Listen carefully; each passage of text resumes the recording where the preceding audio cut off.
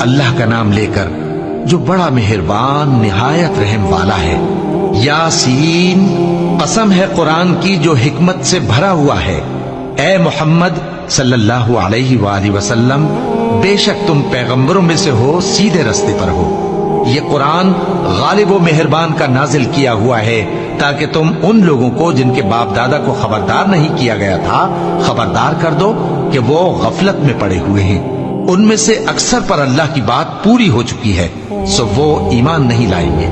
ہم نے ان کی گردنوں میں طوق ڈال رکھے ہیں اور وہ ٹھوڑیوں تک پھنسے ہوئے ہیں، تو ان کی گردنیں اکڑی ہوئی ہیں، اور ہم نے ان کے آگے بھی دیوار بنا دی اور ان کے پیچھے بھی، پھر ان پر پردہ ڈال دیا تو یہ دیکھ نہیں سکتے۔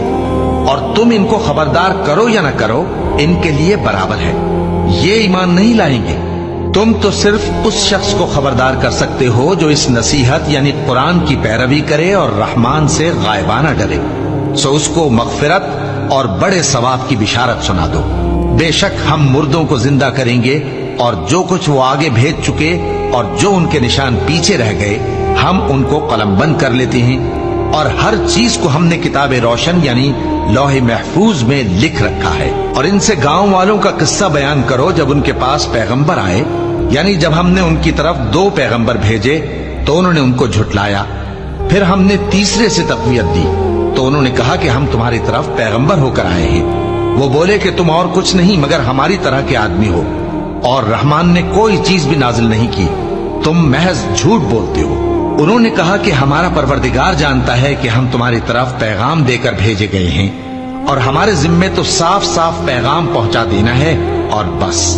وہ بولے کہ ہم تم کو اپنے لیے منحوس سمجھتے ہیں، اگر تم باز نہ آؤ گے تو ہم تمہیں سنسار کر دیں گے اور تم کو ہم سے دکھ دینے والا عذاب پہنچے گا۔ انہوں نے کہا کہ تمہاری نحوست تمہارے ساتھ ہے، کیا اس لیے کہ تم کو نصیحت کی گئی؟ نہیں، بلکہ تم ایسے لوگ ہو جو حد سے تجاوز کر گئے ہو۔ اور شہر کے پرلے کنارے سے ایک آدمی دوڑتا ہوا آیا، کہنے لگا کہ اے میری قوم، پیغمبروں کے پیچھے چلو، ایسوں کے جو تم سے صلہ نہیں مانگتے اور وہ سیدھے رستے پر ہیں۔ اور میں کیوں اس ذات کی پرستش نہ کروں جس نے مجھے پیدا کیا اور اسی کی طرف تم کو لوٹ کر جانا ہے؟ کیا میں اس کو چھوڑ کر اوروں کو معبود بناؤں کہ اگر رحمان مجھے نقصان پہنچانا چاہے تو ان کی سفارش مجھے کچھ بھی فائدہ نہ دے سکے اور نہ وہ مجھے چھڑا ہی سکیں؟ تب تو میں کھلی گمراہی میں پڑ گیا۔ میں تو تمہارے پروردگار پر ایمان لایا ہوں، سو میری بات سن رکھو۔ حکم ہوا کہ بہشت میں داخل ہو جا۔ بولا کاش میری قوم کو پتا چل جائے کہ میرے رب نے مجھے بخش دیا اور مجھے عزت والوں میں شامل کیا، اور ہم نے اس کے بعد اس کی قوم پر کوئی لشکر نہیں اتارا اور نہ ہم اتارنے والے تھے۔ وہ تو صرف ایک چنگھاڑ تھی، سو وہ اس سے ناگہاں بجھ کر رہ گئے۔ بندوں پر افسوس کہ ان کے پاس جب کوئی پیغمبر آتا تو وہ اس سے تمسخر ضرور کرتے۔ کیا انہوں نے نہیں دیکھا کہ ہم نے ان سے پہلے بہت سے لوگوں کو ہلاک کر دیا تھا؟ اب وہ ان کی طرف لوٹ کر نہیں آئیں گے، اور سب کے سب ہمارے روبرو حاضر کیے جائیں گے۔ اور ایک نشانی ان کے لیے زمین مردہ ہے کہ ہم نے اس کو زندہ کیا اور اس میں سے اناج اگایا، پھر یہ اس میں سے کھاتے ہیں، اور اس میں کھجوروں اور انگوروں کے باغ پیدا کیے اور اس میں چشمے جاری کر دیے تاکہ یہ ان باغوں کے پھل کھائیں، اور ان کے ہاتھوں نے تو ان کو نہیں بنایا، تو پھر کیا یہ شکر نہیں کرتے؟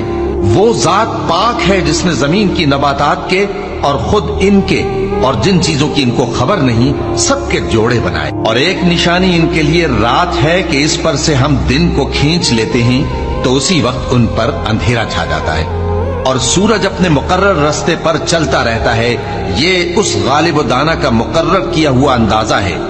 اور چاند کی بھی ہم نے منزلیں مقرر کر دی، یہاں تک کہ گھٹتے گھٹتے کھجور کی پرانی شاخ کی طرح ہو جاتا ہے۔ نہ تو سورج ہی سے یہ ہو سکتا ہے کہ چاند کو جا پکڑے، اور نہ رات ہی دن سے پہلے آ سکتی ہے، اور سب اپنے اپنے مدار میں تیر رہے ہیں۔ اور ایک نشانی ان کے لیے یہ ہے کہ ہم نے ان کی اولاد کو بھری ہوئی کشتی میں سوار کیا، اور ان کے لیے ویسی ہی اور چیزیں پیدا کی جن پر یہ سوار ہوتے ہیں، اور اگر ہم چاہیں تو ان کو غرق کر دیں، پھر نہ تو ان کا کوئی فریاد رس ہو اور نہ ان کو رہائی ملے، مگر یہ ہماری رحمت اور ایک مدت تک کے فائدے ہیں۔ اور جب ان سے کہا جاتا ہے کہ جو تمہارے آگے اور جو تمہارے پیچھے ہے اس سے ڈرو تاکہ تم پر رحم کیا جائے، اور ان کے پاس ان کے پروردگار کی طرف سے کوئی نشانی نہیں آتی مگر اس سے منہ پھیر لیتے ہیں۔ اور جب ان سے کہا جاتا ہے کہ جو رزق اللہ نے تم کو دیا ہے اس میں سے خرچ کرو، تو کافر مومنوں کے متعلق کہتے ہیں کہ بھلا ہم ان لوگوں کو کھانا کھلائیں جن کو اگر اللہ چاہتا تو خود کھلا دیتا، تم تو کھلی گمراہی میں ہو۔ اور کہتے ہیں اگر تم سچ کہتے ہو تو بتاؤ یہ وعدہ کب پورا ہوگا؟ یہ تو ایک چنگھاڑ ہی کے منتظر ہیں جو ان کو اس حال میں کہ باہم جھگڑ رہے ہوں گے آ پکڑے گی، پھر نہ تو یہ وصیت ہی کر سکیں گے اور نہ اپنے گھر والوں میں واپس جا سکیں گے۔ اور جس وقت سور پھونکا جائے گا یہ قبروں سے نکل کر اپنے پروردگار کی طرف دوڑ پڑیں گے، کہیں گے ہائے بربادی، ہمیں ہماری خوابگاہوں سے کس نے جگہ اٹھایا۔ یہ وہی تو ہے جس کا رحمان نے وعدہ کیا تھا اور پیغمبر انہیں سچ کہا تھا۔ وہ تو صرف ایک زور کی آواز ہوگی کہ سب کے سب ہمارے روبرو آ حاضر ہوں گے، پھر اس روز کسی شخص پر کچھ بھی ظلم نہیں کیا جائے گا اور تم کو بدلہ ویسا ہی ملے گا جیسے تم کام کرتے تھے۔ اہل جنت اس روز عیش و نشاط کے مشغلے میں خوش ہوں گے، وہ بھی اور ان کی بیویاں بھی سایوں میں تختوں پر تکیے لگائے بیٹھے ہوں گے، وہاں ان کے لیے میوے ہوں گے اور جو وہ منگوائیں گے ان کو ملے گا۔ ان کو پروردگار مہربان کی طرف سے سلام کہا جائے گا اور وہ فرمائے گا کہ گناہ گارو تم آج الگ ہو جاؤ۔ اے آدم کی اولاد، کیا میں نے تم سے کہہ نہیں دیا تھا کہ شیطان کو نہ پوجنا، وہ تمہارا کھلا دشمن ہے، اور یہ کہ میری ہی عبادت کرنا یہی سیدھا رستہ ہے، اور اس نے تم میں سے بہت سی خلقت کو گمراہ کر دیا تھا، تو کیا تم سمجھتے نہیں تھے؟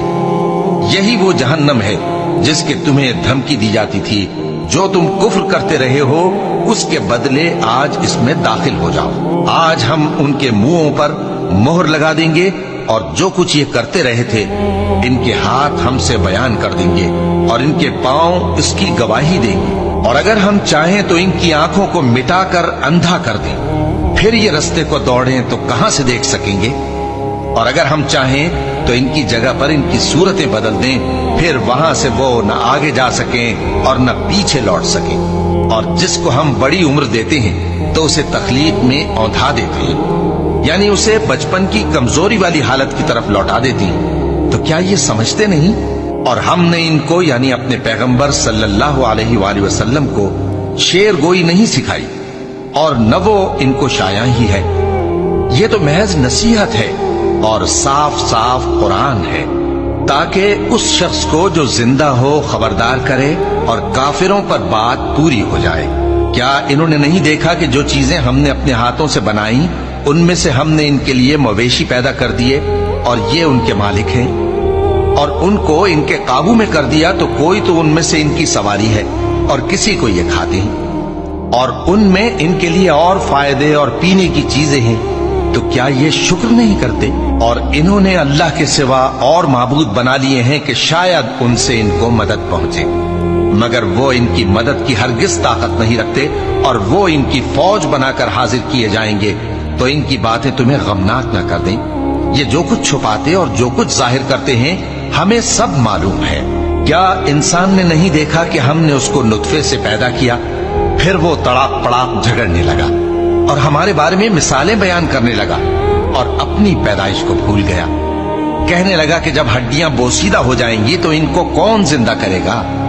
کہہ دو کہ ان کو وہ زندہ کرے گا جس نے ان کو پہلی بار پیدا کیا تھا، اور وہ ہر طرح کی تخلیق کو جانتا ہے، وہی جس نے تمہارے لیے سبز درخت سے آگ پیدا کی، پھر تم اس کی ٹہنیوں کو رگڑ کر ان سے آگ نکالتے ہو۔ بھلا جس نے آسمانوں اور زمین کو پیدا کیا، کیا وہ اس بات پر قادر نہیں کہ ان کو پھر ویسے ہی پیدا کر دے؟ کیوں نہیں؟ اور وہ تو سب کچھ پیدا کرنے والا کامل علم والا ہے۔ اس کی شان یہ ہے کہ جب وہ کسی چیز کا ارادہ کرتا ہے تو اس سے فرما دیتا ہے کہ ہو جا، تو وہ ہو جاتی ہے۔ وہ ذات پاک ہے جس کے ہاتھ میں ہر چیز کی حکومت ہے، اور اسی کی طرف تم کو لوٹ کر جانا ہے۔